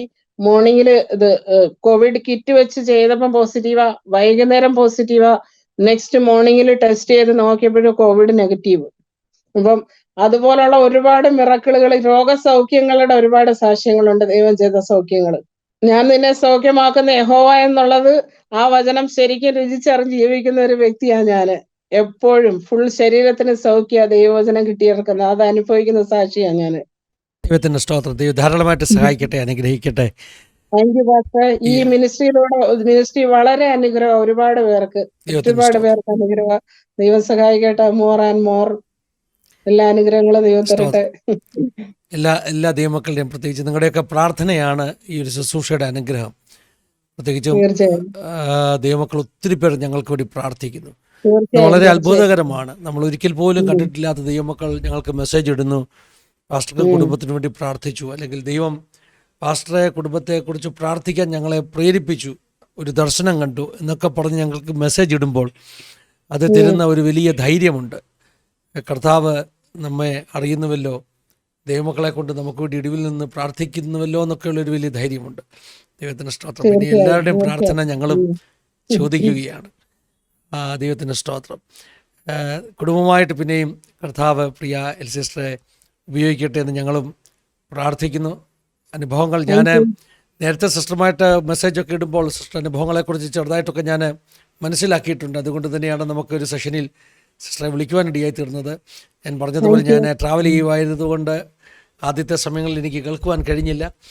എന്നാൽ എനിക്കറിയാം അനുഗ്രഹിക്കപ്പെട്ട ഒരു ജീവിതാനുഭവമാണെന്നുള്ളത്. എനിക്കറിയാം. ദൈവം ധാരാളമായിട്ട് ഇനിയും സഹായിക്കാൻ അനുഗ്രഹിക്കുകയും ചെയ്യട്ടെ.